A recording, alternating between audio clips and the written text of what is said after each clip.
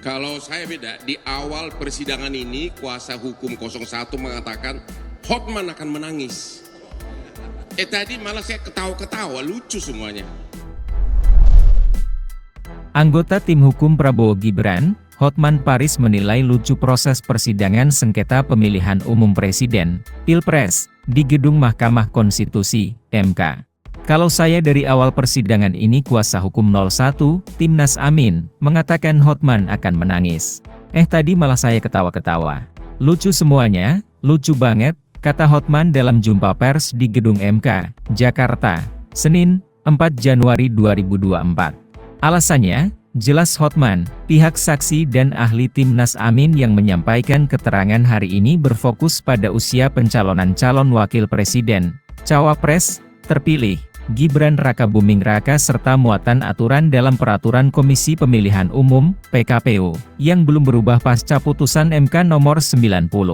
Mereka lupa adanya putusan MK nomor 90 yang mengatakan boleh atau pernah kepala daerah dan di pasal 47 UMK, disebutkan putusan MK berlaku, jadi enggak perlu menunggu diubah peraturan KPU, tuturnya.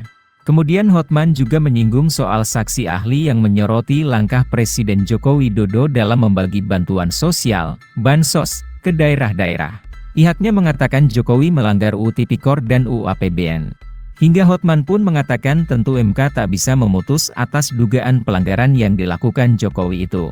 Mengingat Jokowi dan barisan menterinya bukan pihak yang turut terlibat dalam perkara sidang sengketa ini.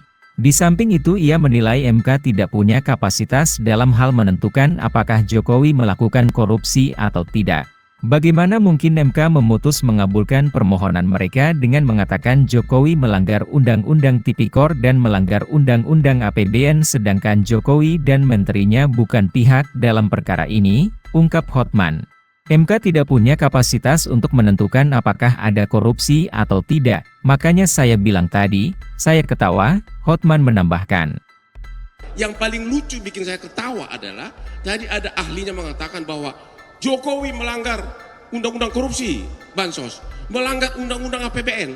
Pertanyaannya, bagaimana mungkin Mahkamah Konstitusi memutus mengabulkan permohonan mereka dengan mengatakan Jokowi melanggar Undang-Undang Tindak Pidana Korupsi dan melanggar Undang-Undang APBN, sedangkan Jokowi dan menterinya bukan pihak dalam perkara ini.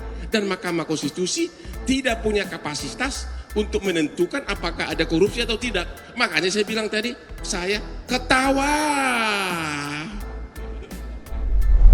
Download Tribun X sekarang, menghadirkan lokal menjadi Indonesia.